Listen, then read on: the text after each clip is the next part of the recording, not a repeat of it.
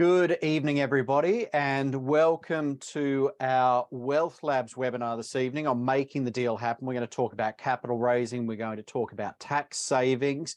But first, I'm going to give it a couple of moments for people to join us. So hello, Amanda, B, Darren, Dylan, Marcus and Bianca, Sane, Heidi, Nellie, Mantha, Julian, Jerome, Jen, Becky, I'm sure I've missed some people in there, Alison, because there are all these names kind of flooding in now. So I will say a general hello to everybody, and hopefully I've not missed too many of you coming in at the start. We're saying a hello. If some of you who are joining us live could just drop a message either into the chat box or into the question box and just confirm that you're seeing us, you're hearing us, that everything is working as it should be, that would be very much appreciated, so that we can kind of get on going knowing that everything is doing what it should be doing. And Amanda, thanks very much for confirming it's all working. I'll take that. If you've said it, Amanda, I'm going to take it as gospel, okay? Especially when Mantha comes in and backs it up as well. So that's all good. Let me just start off, because we are going to touch on some things to do with financing. We're going to touch on some things to do with tax. We're going to actually touch on some things to do with structuring a transaction from a legal point of view this evening as well. So very important right at the start of this to say that neither Chris nor I are accountants, tax advisors, or solicitors. So we are going to speak in general terms. We're going to talk about things that we've done, techniques that we've used that work for us in our business. But of course, do remember this is no substitute for professional advice. Very, very important. And actually, you'll see that as we go into a couple of the examples that we're going to talk about this evening, the points at which both of us deferred to the experts on this. We had an idea of what we needed to do, but importantly, you're then moving that over to someone who knows exactly what needs to happen to make sure that the right paperwork gets filed, to make sure that everything is absolutely as it should be. And Steve, thanks for the heads up there. Steve was just saying he can type into the Q&A box, but not into the chat box. That's absolutely fine. If you need to send us a message, ask a question, or tell us that you can hear us, or importantly, tell us if you stop hearing us, use the Q&A box rather than the chat box. That is absolutely fine. So first off, very quick introduction. I know we've got a lot of familiar faces joining us at the start, but there are a couple of people in the list who I don't know. Maybe you know Chris and I already, but I thought we better not be rude. We better give a quick intro to who we are. So my name's Arden Hanley. I'm the bald one with the Australian accent, as opposed to the bald one with the Scottish accent. I've been a landlord and a business owner for probably longer than I care to remember now, which is a little bit scary. But I've been buying property in the UK for about 14 years now. In terms of strategies, I buy a lot of distressed property, do commercial to residential conversions. I've got a buy-to-let portfolio, some blocks of flats, also HMOs as well, so experience with those strategies. Mixture of private tenants and social housing tenants as well. And away from my property portfolio, I also have some property-related businesses as well. So I've got a share of a lettings agency. I ran a sourcing business for a long time. So I've done quite a few different things in the property industry, as well as training people both in a group basis and a one-to-one basis for over 10 years to help them reach their property investment goals. So that's my story. What's your story, Chris? Well, as Arden said, I'm the baldy Scottish one, so my slightly different tone and accent than the Aussie there. I live up in this beautiful Scottish borders. I've been investing in property now since end of 2004. Unlike a lot of people, I decided to take education because if you're going to become a bus driver or a brain surgeon, you don't get trained in it. So myself and my wife Rose, we took the training late 2004 and started building our portfolio from there. So really started taking big action from the outset, very much off-market properties, distressed properties, refurbishing and refinancing model to create ongoing cash flow.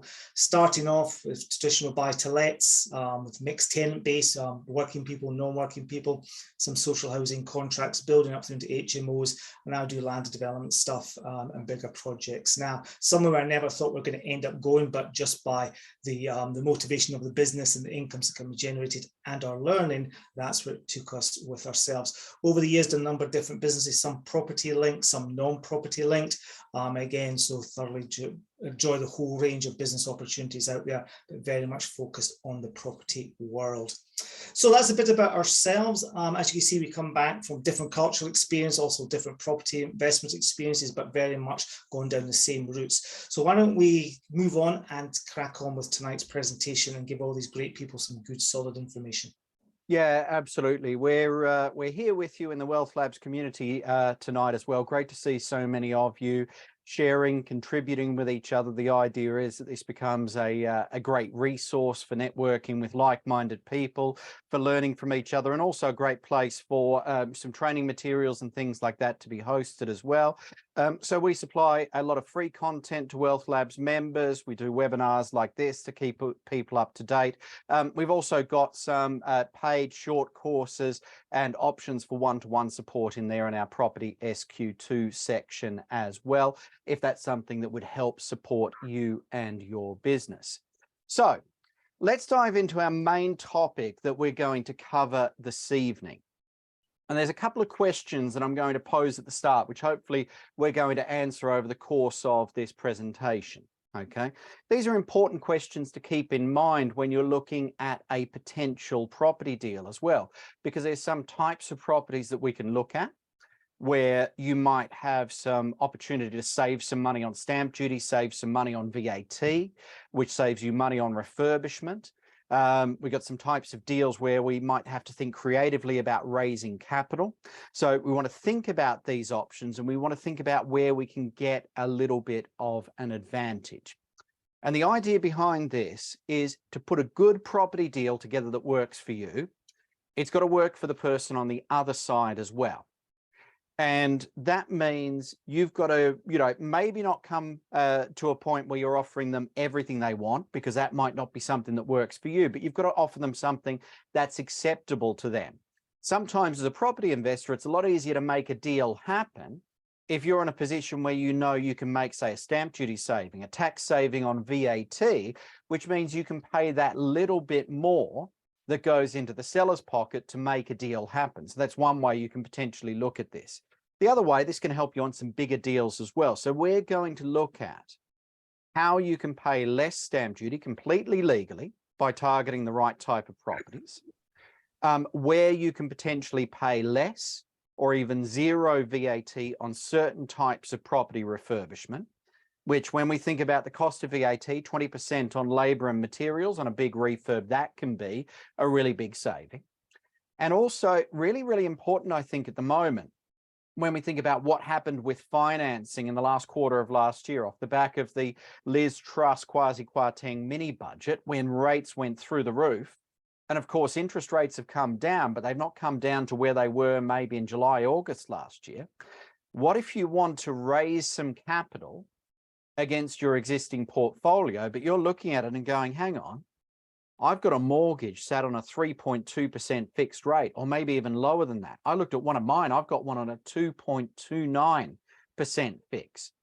There's no way I want to sacrifice that rate, even if I want to refinance and get some money out. So how can we raise capital without damaging that rate? So we're going to cover off that topic as well. And the way we're going to do it is we're going to talk you through two deals. Okay, two deals that Chris and I have been involved in over the last 12 months as well. So maybe we're looking at things in, a lot of people saying 2022 was a difficult year to do business, lots of competition out there. Well, both of these deals were done right in the middle of that as well. We're going to look at how they went together and how we use some of these concepts to put those together. So I'm going to start off with the purchase of a portfolio. Okay, and this was one of mine that I did. This kind of came up July, August last year, and then something that I worked through, kind of completed the legwork on it towards November of last year, and actually finally executed the final part of that in March of this year.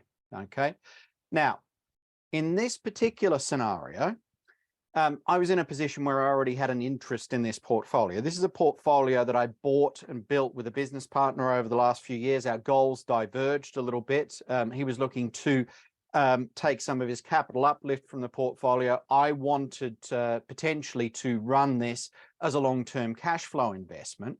But the technique that I used to grab this, you could apply to any portfolio purchase, okay, if it's owned in the right way. So the first thing, let's start with some commercial decision making, because I always like to start with this, because I think there's a really good position to start off with, is looking at a deal and saying, okay, there's a few different options here. What is the best option to execute this? What's the best outcome from this transaction?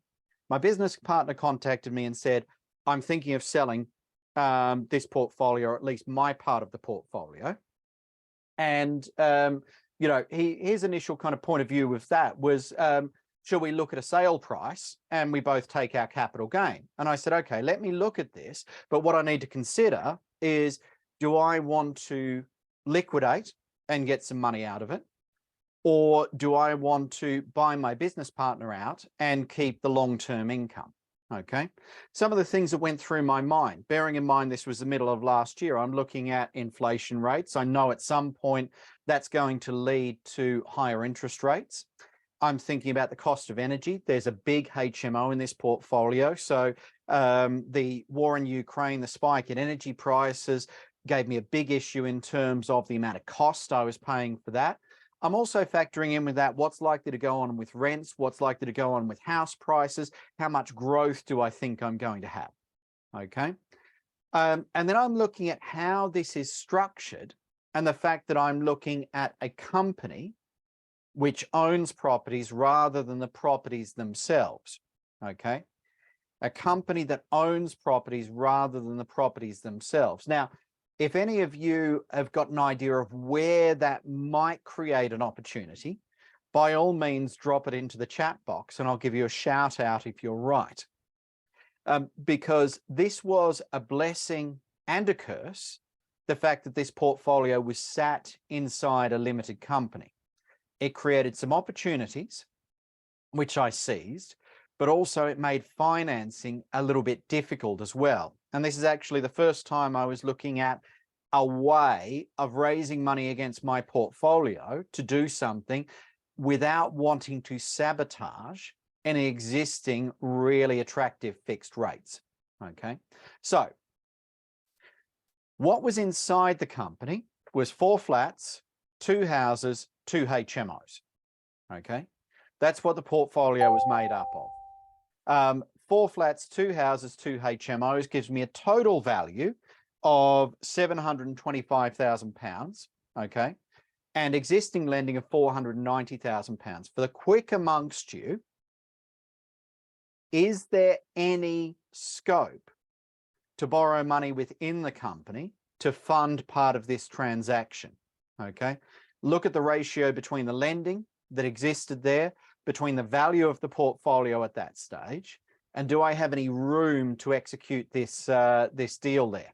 Okay, Kirsty, I'm going to give you a shout out because you've jumped ahead to something I'm going to show everybody else, and that's the rate of stamp duty when you're buying shares versus buying a property. You're absolutely right. That's one of the things that was in the back of my mind, and I will go ahead and explain that to everybody else in a moment, so you'll see why there was a big advantage there.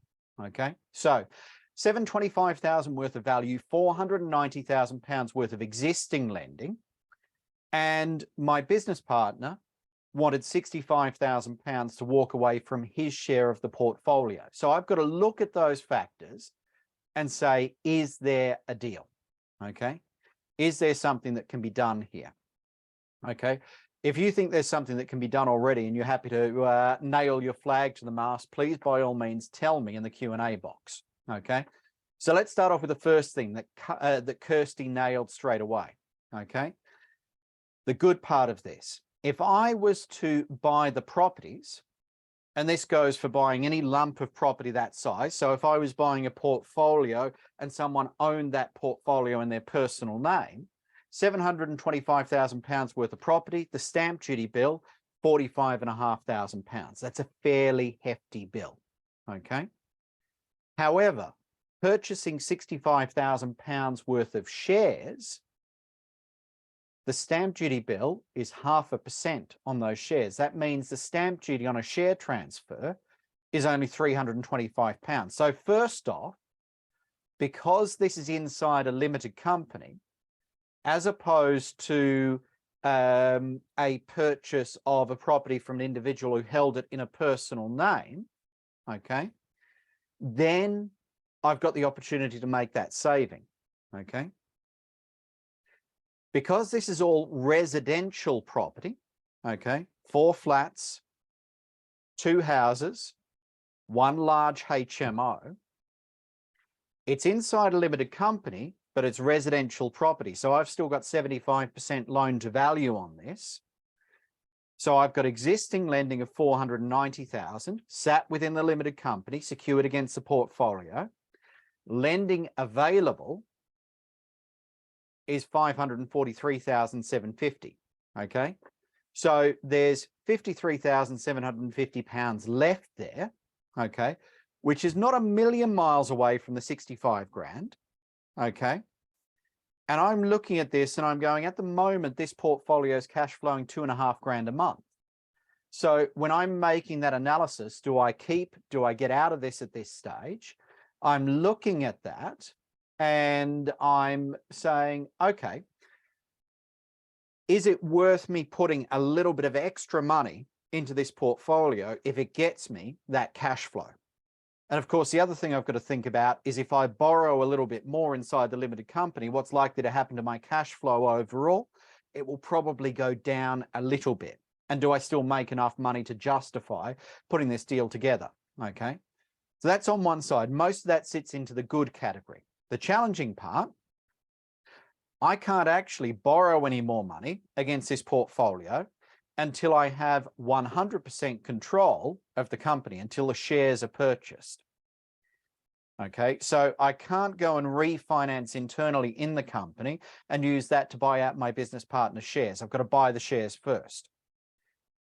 So that's the first challenge I faced. I've got to think about, where do I find the initial 65 grand to gain control of the company? Then I can do a refinance afterwards. A bit like putting together a property deal where you buy a distressed property, you put some money in and then you refurbish it with a view to refinance it and get your money out in 6 months' time. So very similar structure here.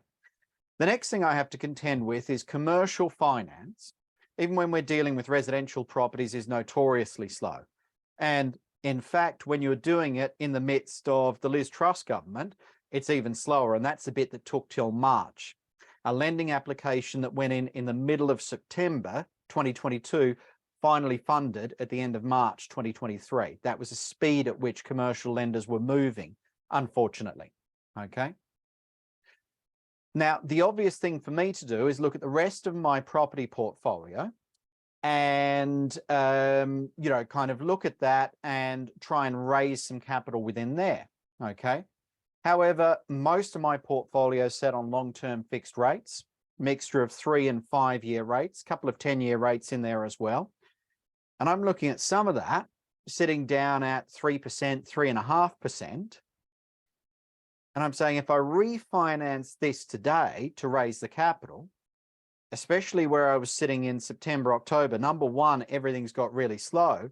Number two, I might be sacrificing a 3.5% rate for a 7.5%, 8% rate. Okay. So I've got to think about another way of putting together the finance.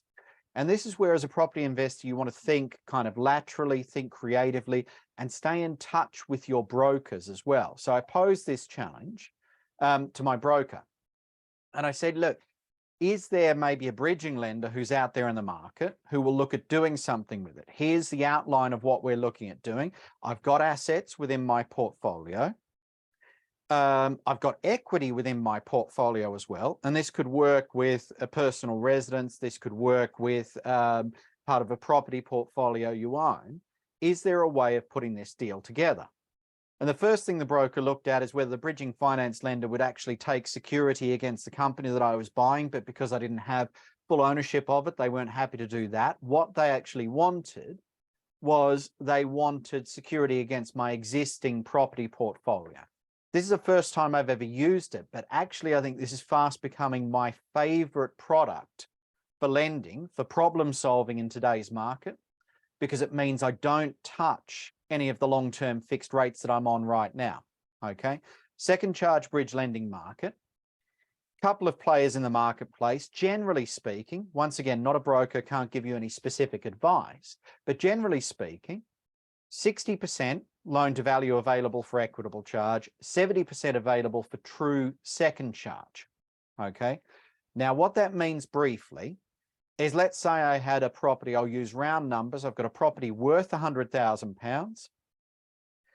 I've got an existing mortgage on it, which is only £40,000. On an equitable charge basis, I can borrow up to £60,000, but they'll knock out the £40,000 I've already got. So I've got £20,000 available there, okay? Or on a true second charge basis, up to 70%, I could unlock £30,000 from that same property by going up to 70%. Now, where this came in for me, I've been doing this for a few years now. So I've got properties in my portfolio that I might have bought, say, 10 years ago, buy, refurbish, rent out, refinance. I refinanced once, but they've continued growing in terms of capital growth. So I had the room in my portfolio to gain. And as I mentioned, another option that I looked at, I didn't need to use for this particular deal, but I also looked at my personal residence as well. And I said, okay, well, if I've got equity sat in that, could this be a way of unlocking some of that equity to provide some fuel for my business as well? Okay. So by doing that, I get 58,000 of the 65,000 required. Much better position for me, because now what I've got to come up with in terms of personal cash is £7,000 rather than £65,000. Okay.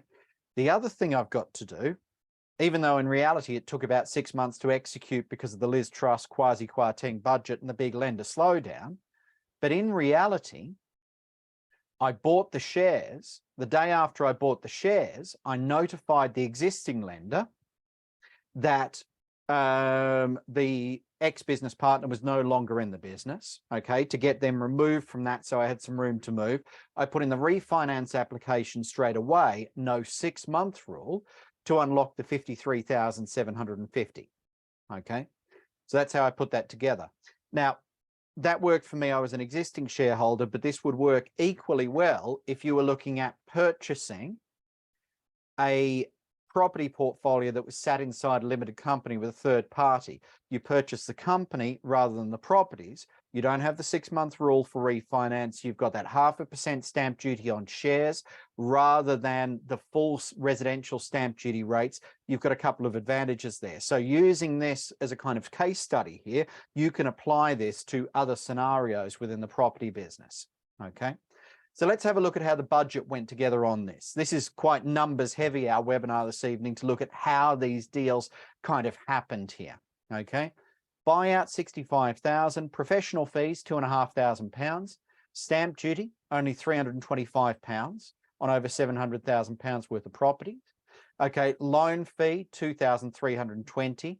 6 months worth of bridging payments cost me just under £5,000, and then it cost me a little over £1,000 to get out of the bridging. So I'm all in for £76,000. Because I bought the shares pretty much on day one, I retained all of the cash flow for 6 months, which minimized the amount of capital I had to put in myself, okay? I used that capital to service the bridging payments as we went through. And then once the refinance goes in, my actual cost of control to control the whole company is £3,653. So a relatively small personal contribution of cash by thinking about where can I raise finance from? How can I raise finance? How can I put a deal together? Okay. And I look at that, I go, I had a little bit of money tied up in this deal anyway from when we initially did the redevelopment of the sites that gave us these deals. I've got a little bit more money in from the buyout. However, I'm looking at my annual rent roll is just under 100,000 on this portfolio. That nets off at just over 30,000 after taking into account management and MOE and HMO bills and the mortgages. So it takes me 3 years to get my money back out.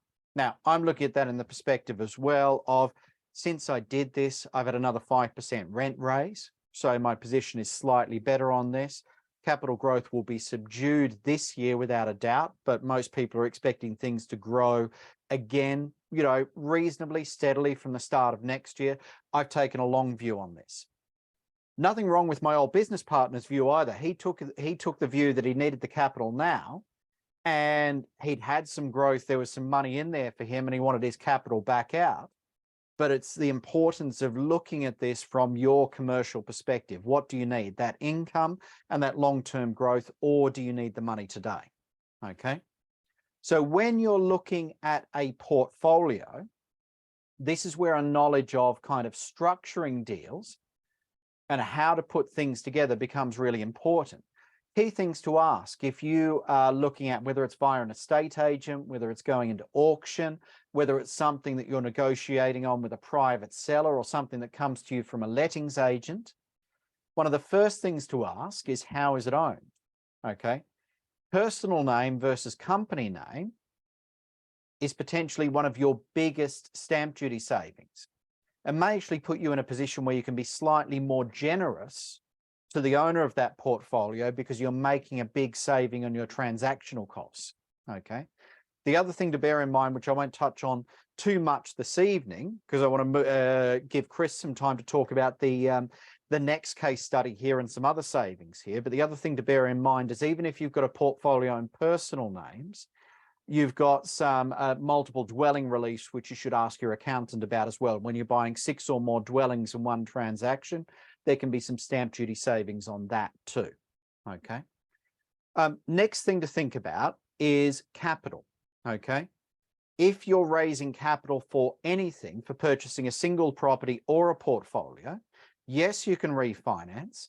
Yes, you can second charge. Of course, there's other things you can do, like, you know, borrowing money from an angel investor, putting in your own cash if you've got it available. Remembering that if you're borrowing money from a third party, that causes issues with quite a few lenders. It's not acceptable as a deposit. You might be able to use that money for the refurb, but not for the initial deposit. Whereas any type of capital raising, whether that's a straight refinance, borrowing more on a standard mortgage rate against an existing property, or something like second charge bridging that I used, they're acceptable forms of deposit to use for another lender, because that's equity release. Okay, puts you in a stronger position. Main thing to look at the rate you're paying, look at the fees you're paying, look at the redemption penalties, and think about how long you're holding that for. Okay, sometimes people look at bridging finance and they see a headline rate of 1% a month, maybe 1.5% a month, which equates to, you know, 12 to 18% per annum. And they say that's really expensive. Surely it's better borrowing on a standard buy-to-let mortgage at a rate of, you know, maybe 5 to 6% in today's marketplace. Remember, when you're borrowing on that standard buy-to-let mortgage, you might have an early redemption penalty of 3, 4, 5. I even saw a product the other day with a 9% early redemption penalty on it from one of the major lenders out there in the marketplace. Once you consider that early redemption penalty, given that bridging lenders tend to be a light touch on getting out, it's normally the last month's interest and then you're out of this, it's worth running the numbers on whether it's actually cheaper finance, because quite a lot of, in a lot of situations, it's quicker as well. And this is part of thinking about the structure of the deal. So that's a kind of scenario with portfolios in a limited company. Stamp duty tax saving because of shares rather than property purchase, and also a way of using a creative way of raising finance to make the deal happen. Now I want to bring Chris back in to talk about a new deal. This is one actually that we did together. And fair to say, a little bit of that learning from that company buyout, we applied a couple of those techniques, but then we had a couple of other tricks up our sleeve for this one as well. So I'll let kind of you dive in at this stage and take control of this one, Chris. Thank you. And, you know, I'm sure you find it all very interesting, the finance that Arden, how he structured it on that portfolio that he had with another business partner. So this is a deal Arden and I are in just now. And as you heard, Arden has worked with other people in the past. For myself, this is the first time I've worked with another individual. All the other deals just been myself and Roz doing it ourselves. So for us, that's a new arena as well. But we've worked long enough together now to know each other and know, like, and trust each other well enough to do this. But again, when we looked at this deal, we looked at it in a creative way to see what it was, because there's a number of elements here that played into our hand. One, how we found it, also the condition of the property and what we were looking to do with it. So we made sure that we sort of spoke to the brokers and understood what was available to us before we moved forward with this. And this is one of the things that you really have to look into. You have to make sure you've got the right power team around you who can give you that right advice. There's no point of us sitting in our own little silos trying to work it out ourselves.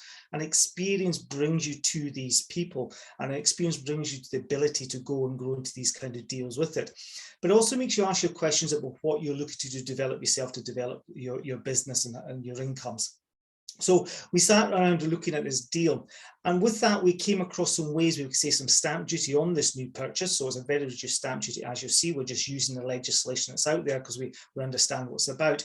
And also we look to see how we can make it a better deal, because ultimately the less money we put in ourselves, the better, which I'm sure you'd all agree with that. So we're going to go and look at this opportunity and how we structured this deal. It took a wee while to work this out, but it did link back to what Arden had done buying out that portfolio from his other business partner. So let's go and have a look at this and some things to consider with that. Hold on, let me just see if I can get screen changed. Arden, can you change that screen?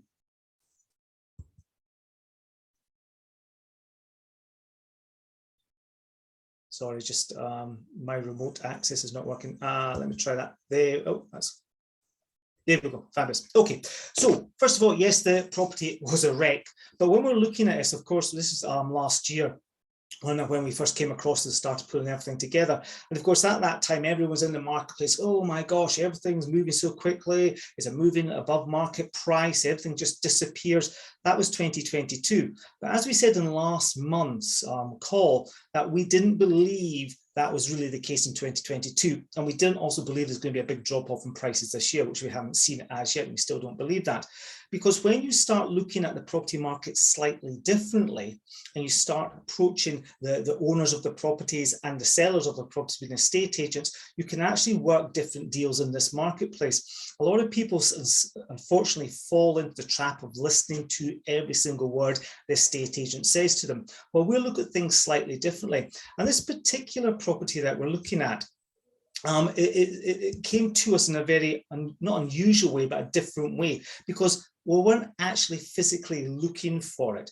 And what those who spend some time with myself and Arden, you'll understand that we'll talk about deals will come to you. And this is one of these examples of that, because as I said, we weren't actively in the market looking for it. We had the radar looking for something. We weren't day-to-day looking for deals. So what I want to do is start letting you see the property, giving you the story of how we came across this property. And here it is here.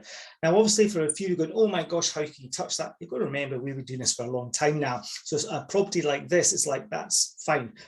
Back in 2004, 2005, and 2006, I probably wouldn't have touched this. Now, it's not a problem because I've been there before. This all came around an existing relationship. And it's from an estate agent that I've personally probably known for 6, 7 years, maybe 8 years. Arden longer than that. Arden's probably known for about 10 plus years.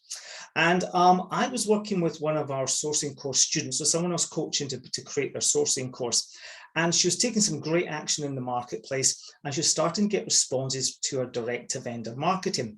Now, we hadn't got the stage that we got all her legalities set up for her to source it on. Her compliance wasn't in place. And she's like, oh my gosh, what am I going to do? I said, don't worry, just bring me the problem and we'll get it sorted out.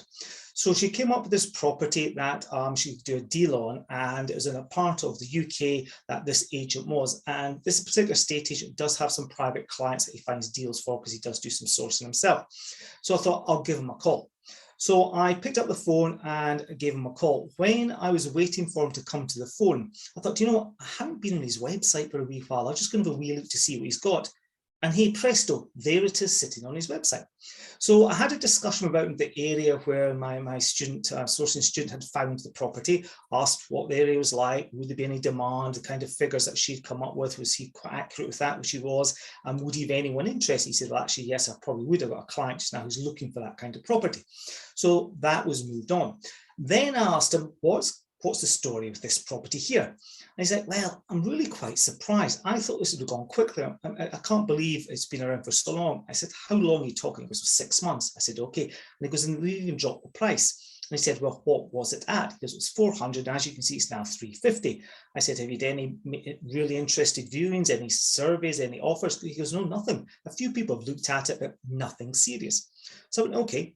I came off that call, let my source institute know the situation with that property to move that on for her. And then I started to do some due diligence, and there's a lot of land at the back that I was interested in, because ultimately we could develop that out. And then I gave Arden a call and said, have a look at this. What do you think of this? He went, oh, I said, here's my research. What do you think? So he did his bit of his research, because there's a deal. So he then called the agent as well and had a chat with them and came back with the same information I'd received. So same information from the same estate agent, which is always good. No curveballs in there. And then with that, we said, right, let's go to the next stage. Let's go and do a viewing. So we did the viewing. All right. Now, it was on the market, as I said, for 350.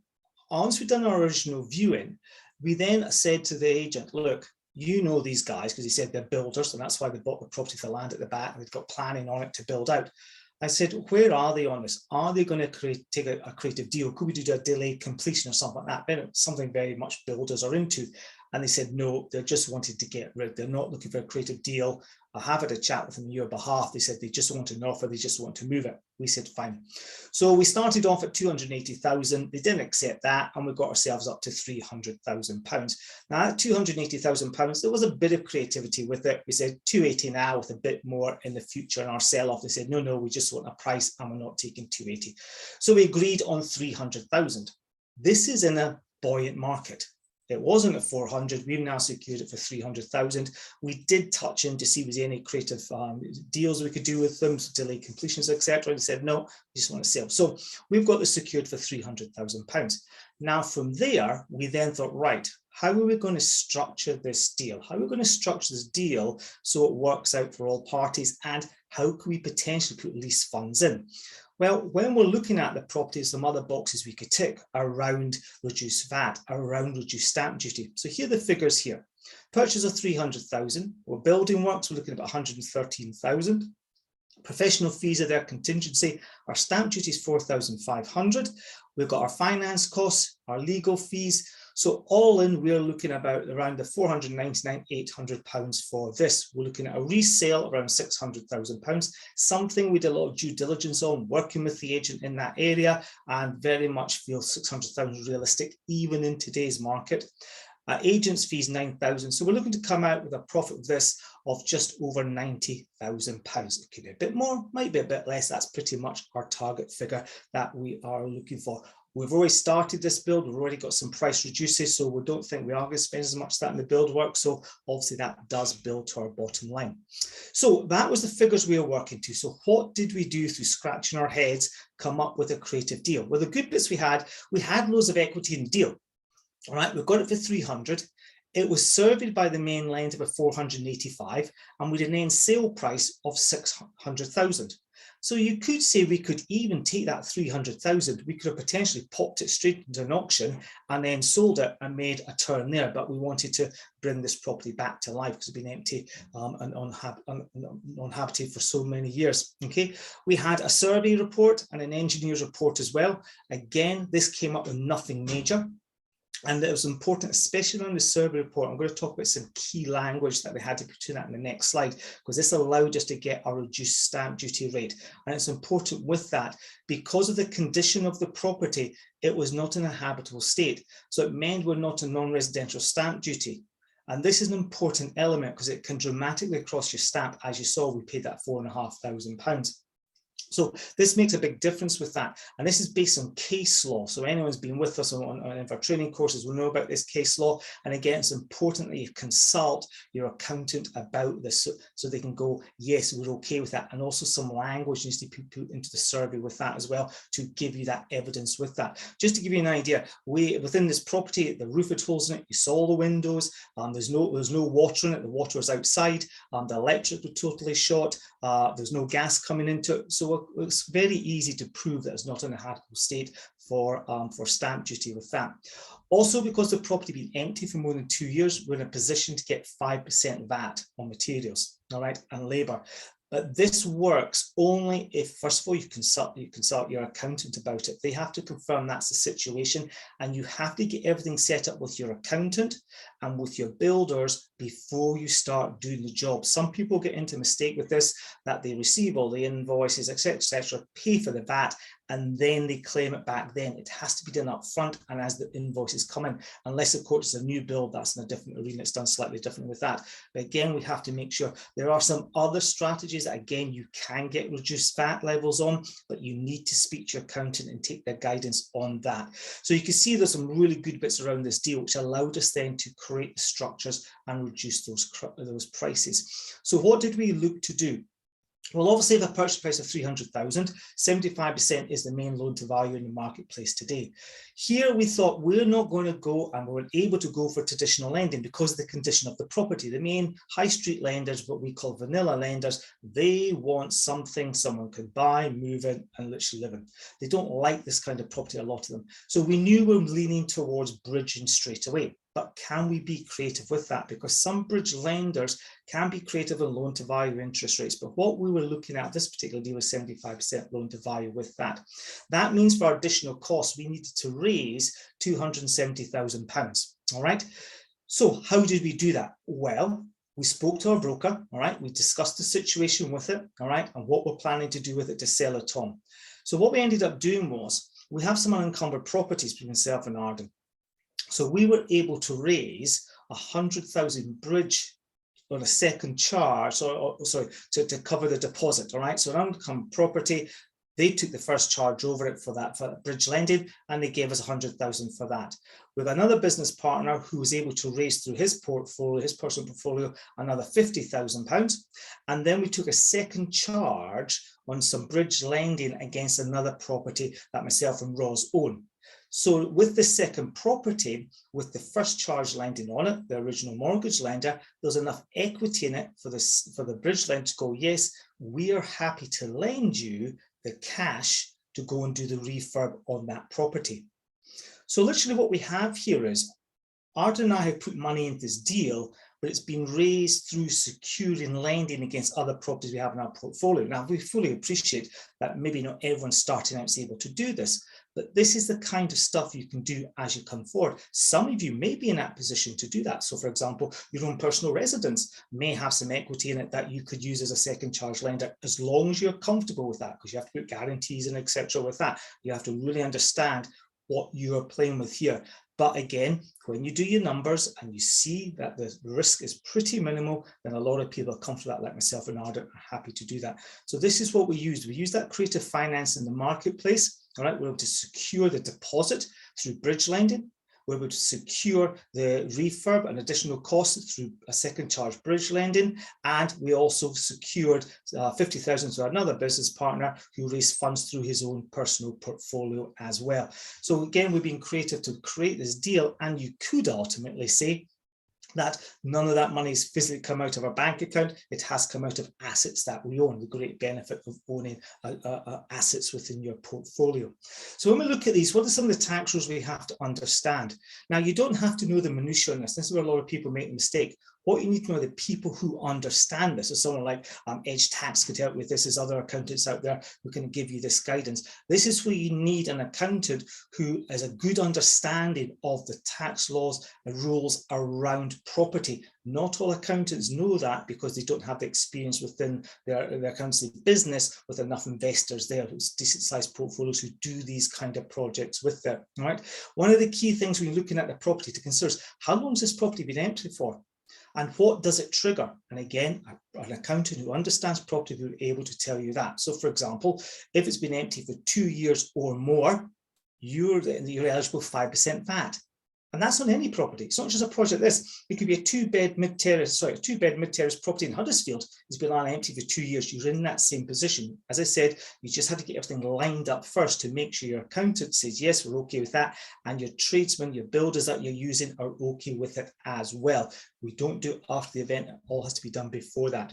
Also, what is the condition of that property? So ultimately, there's a lot of properties you might buy at auction are uninhabitable. So again, this is where we have to understand the stamp duty rules, and your accountant can give you that. As I said, there is a legal case around this, right? So there's a precedent within the marketplace, and that's what we're using.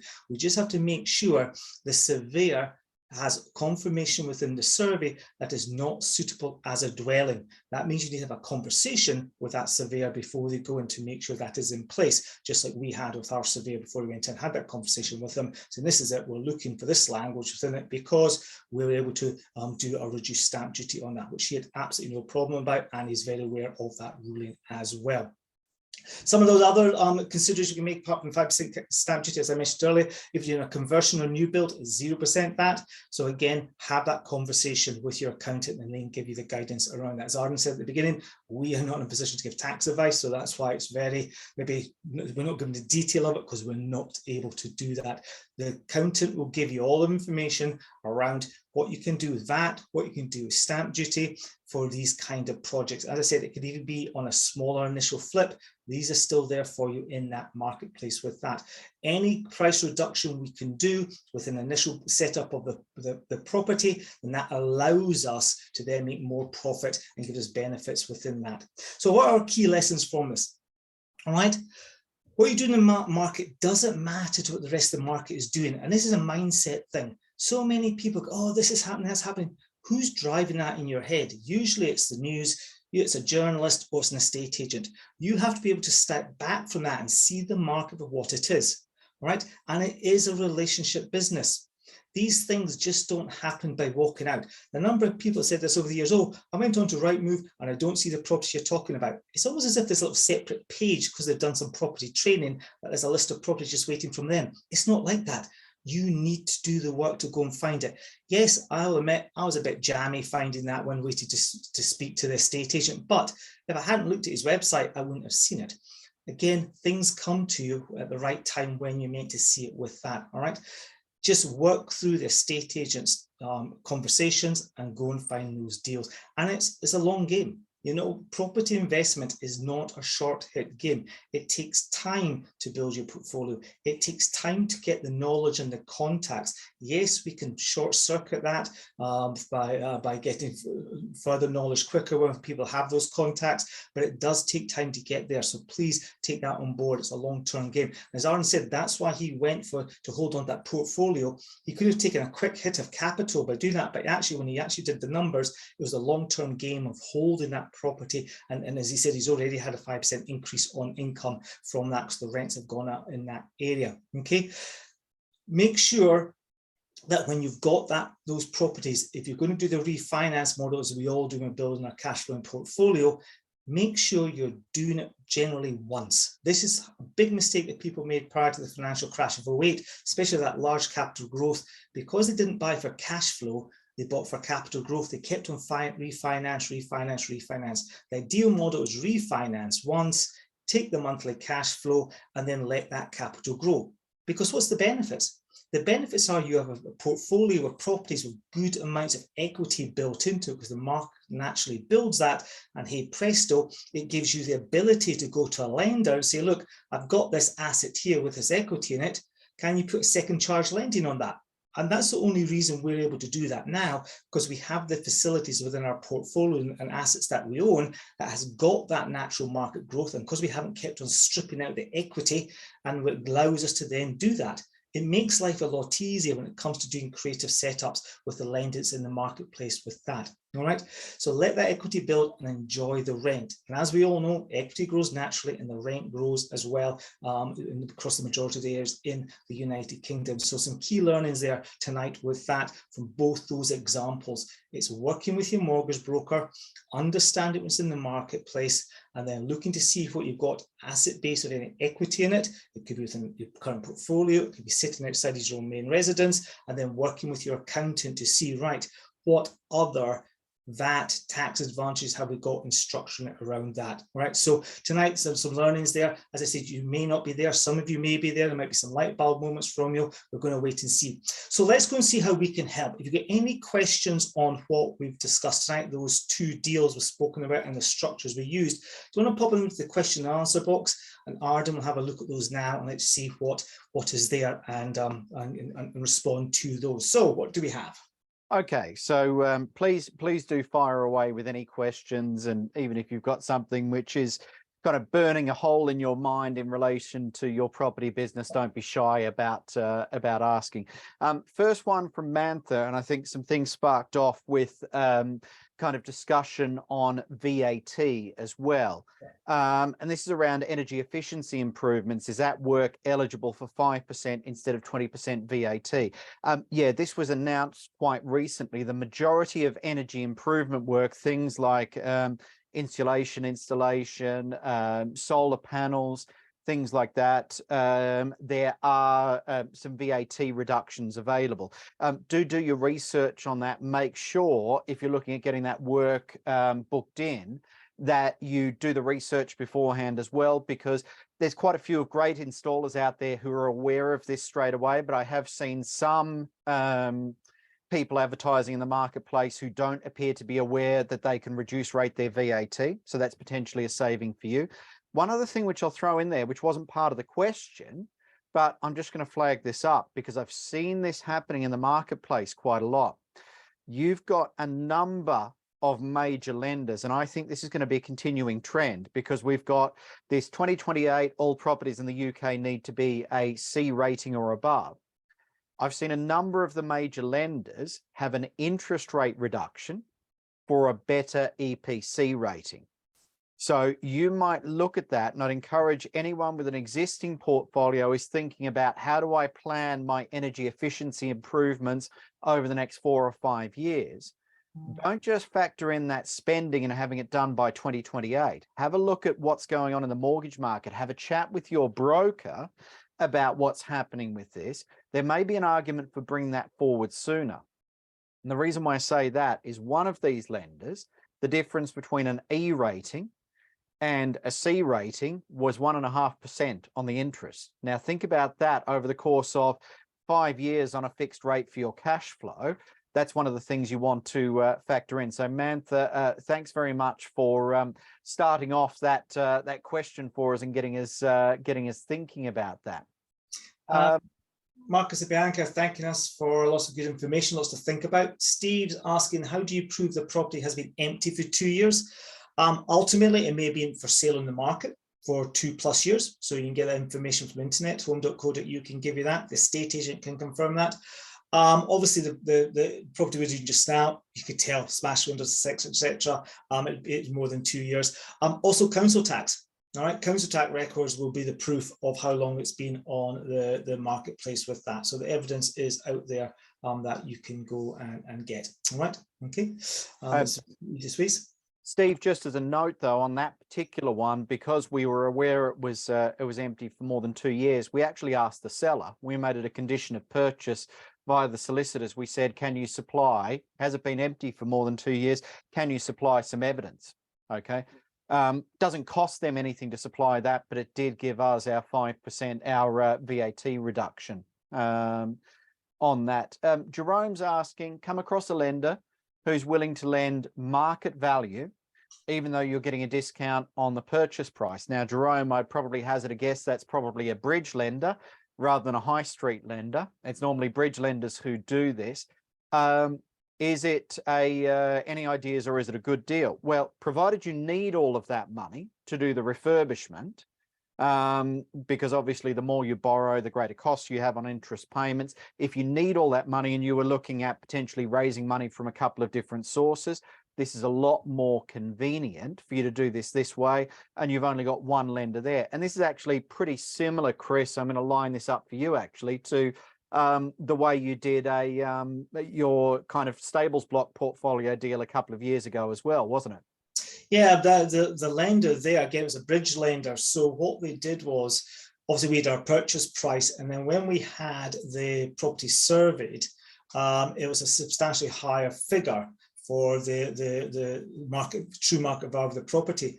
When the lender looked at that, they said, I'll tell you what, we won't lend on your purchase price, we'll lend on the true market value today, because also that we had the gross development value as well, so the total value of the site once we've refurbed and done all the land stuff around it, that they said, actually, we can see here from what it's worth today to what the end value is going to be to what you're paying, we're happy to lend on its true market value. Now, with that, they gave us 60% of the true market value, which actually was the amount we were paying for the purchase of the property.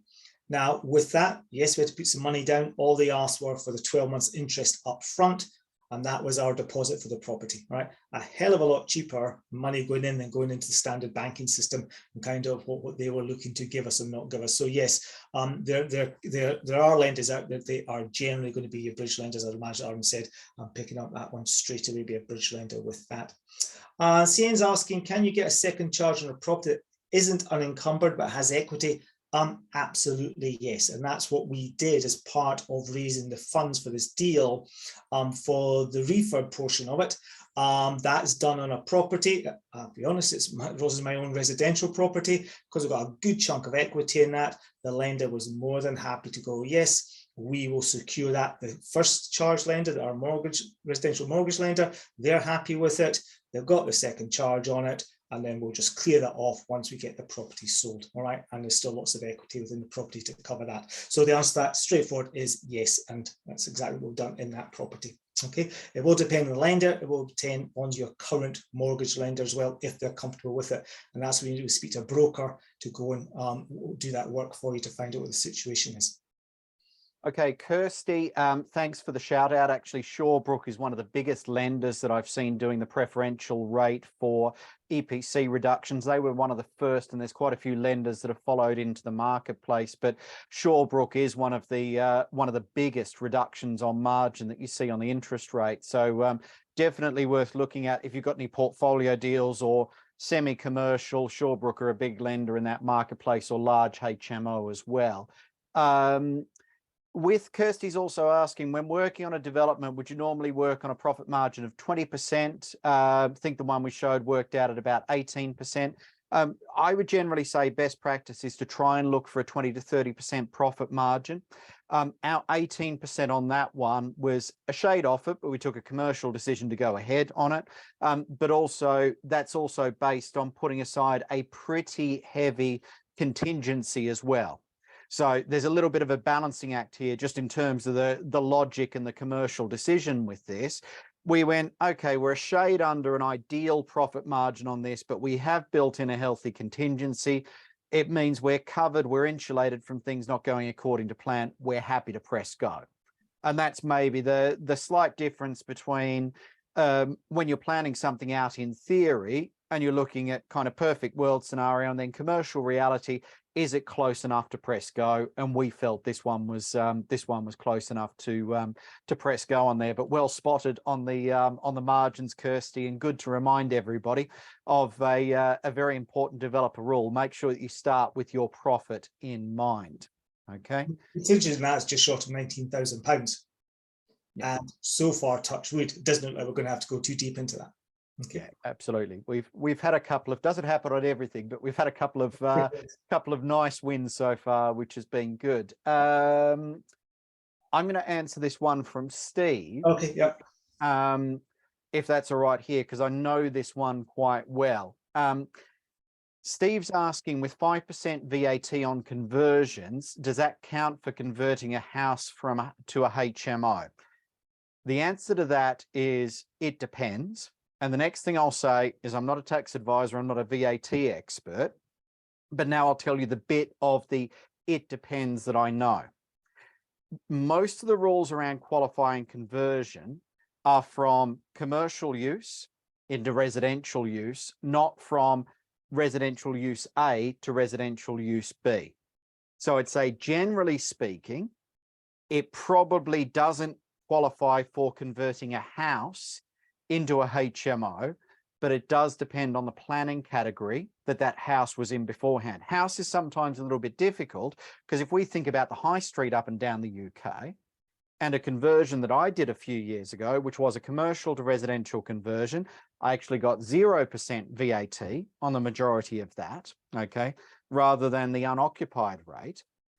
And that was some residential houses. The things that helped me was our residential houses that have been last used as retail and office space. So they were a qualifying conversion back to a residential use, even though they've been houses beforehand. And that's why I'm saying kind of it depends on this.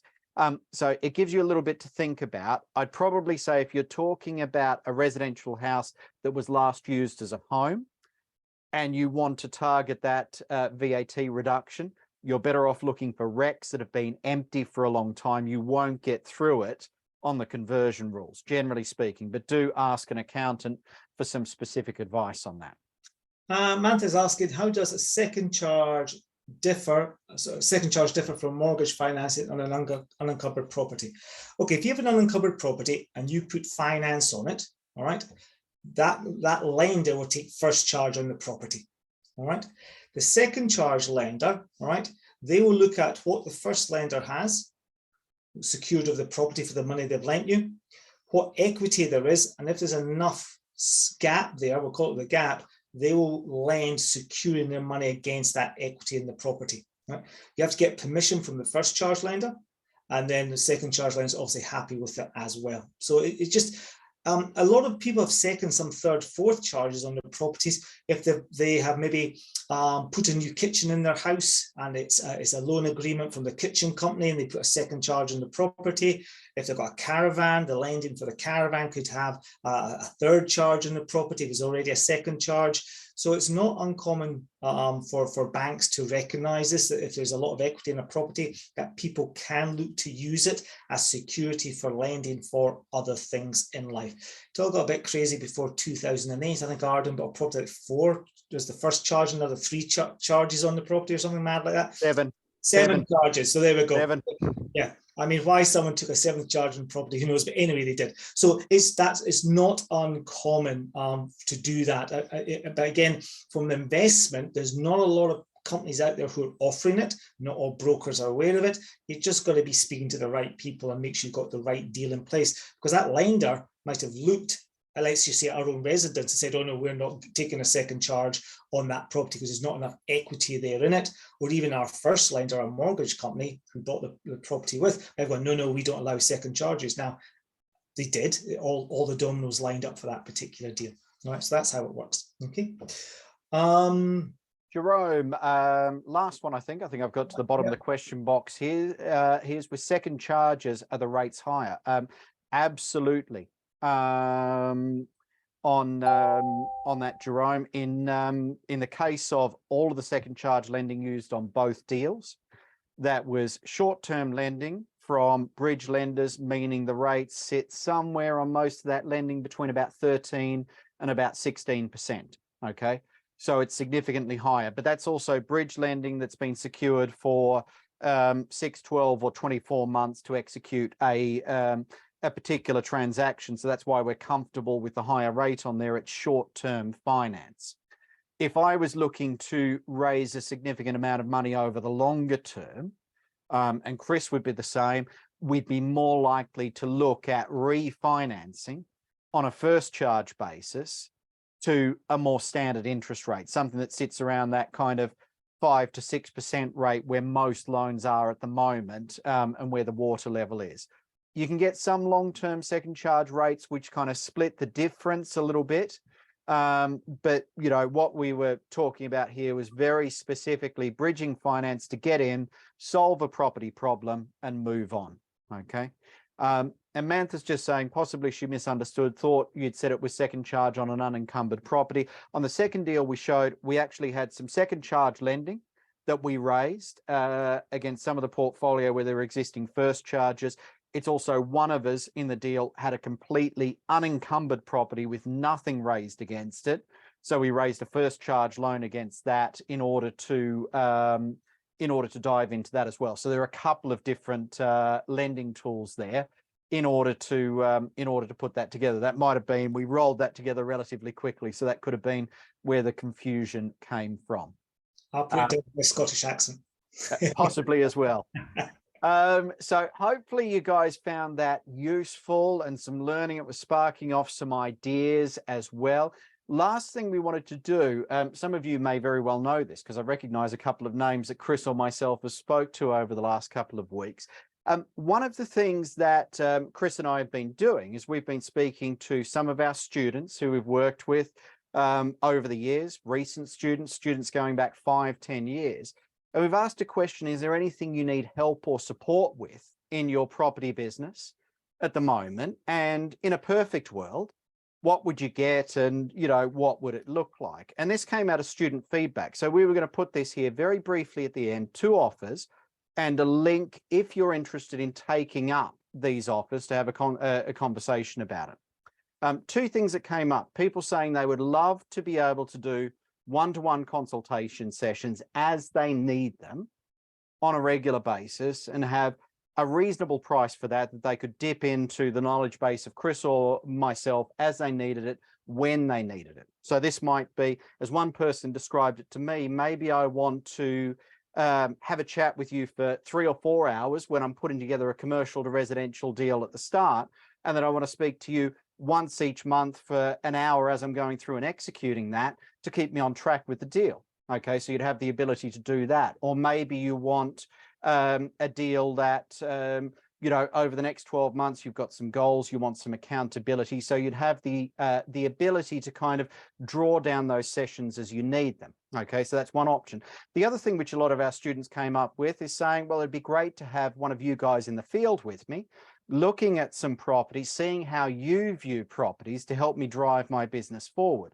So we put together a little pack on that with 2 days in the field, a couple of hours preparation at the start and a couple of hours preparation at the end, because in reality, you're going to get more out of that field day if the planets are aligned, if things are lined up beforehand. So we've got those 2 options there: £2,400 price point, £3,850 price point. If you are interested in those, there's a link there on the slides, but I'm going to put this up in the chat box. I think this should show in everyone's chat box there, and you are more than welcome to book a quick 15-minute call with either Chris or myself. It'll cycle through our diaries, so you'll get one or the other of the 2 of us. And we're happy to have a chat through what might suit you, what your goals are for your property business, and make sure it's something that will work and help you drive your business forward. And you can secure one or the other of us kind of working with you either in the field or on, maybe an extended consultancy basis to help you with that. So we're making that offer here to everyone this evening. We'd love to work with some of you. And as I mentioned, it was something that came out of chats that we've been having with quite a few of our students, saying what works really well in property training and what would work even better to help you achieve your goals faster. Okay. The last thing I was going to say just before I finish is Kirsty popped in a question that said, any good with SaaS and commercial to CMO? Kirsty, I'm just asking, is that in relation to using some of the lending support? Is that in relation to kind of VAT reductions, securing lending? I'm not quite sure. I know a little bit about SaaSes, and I know a little bit about using them to deal with commercial property and commercial conversion, but I'm not quite sure exactly where we're going with that. Generally, in terms of deal structure, if you have a SIP or a SaaS, generally SaaSes tend to work better than SIPs now. They can work really well as a funding source generally for any commercial project if you are going to retain a portfolio as commercial, or if you're going to take a commercial portfolio and convert it to residential use. I'm picking my words a little bit carefully here because this is a specialized area. And if you look at the rules around kind of SIPs and SaaSes as they stand, they're very much weighted towards commercial property rather than residential property. Where you can sometimes fall foul is the moment when a property moves from commercial to residential. But if you're dealing with, say, a block of flats, quite often it still sits inside the commercial pot if you have the right SIP or SaaS provider that you're working with. Okay, so that's why I'm hedging my bets a little bit here and saying that you probably want to get some specific advice. One of the other things you can do with the SaaS, though, which works quite well when you're looking to fund a development, is you can loan money to a connected company, whether it's a commercial or residential development. Once again, it's not an area that I know enough to be qualified to talk about all of the rules, but it's certainly enough for me to say, if you've got a SAS available, it's got funds in there. If you're looking at a development and you're looking at how to utilize those funds from that SAS in that development, I'd have a conversation with a provider, and I would start the conversation along these lines. If I wanted to unlock some of that money and I had this deal over here, how could I do that? And I'm using that language there because I find sometimes when you say, can I do A, can I do B? And you're dealing with a professional and it might be sort of in the borderline of the scope of the rules, you get a black or white answer, yes or no. If you are dealing with any professional who's worth their salt and you say, I've got this scenario, and if I wanted to achieve this, how could I achieve this? What are the solutions? You give them the opportunity to think a little bit creatively, to put together and start thinking like you are. How can I structure this to make sure this works for you? So, Kirsty, I'm sorry, I probably haven't answered that quite as directly as you were hoping, but I hope I've given you a few things to think about there. Okay, right. That is it from us for this evening.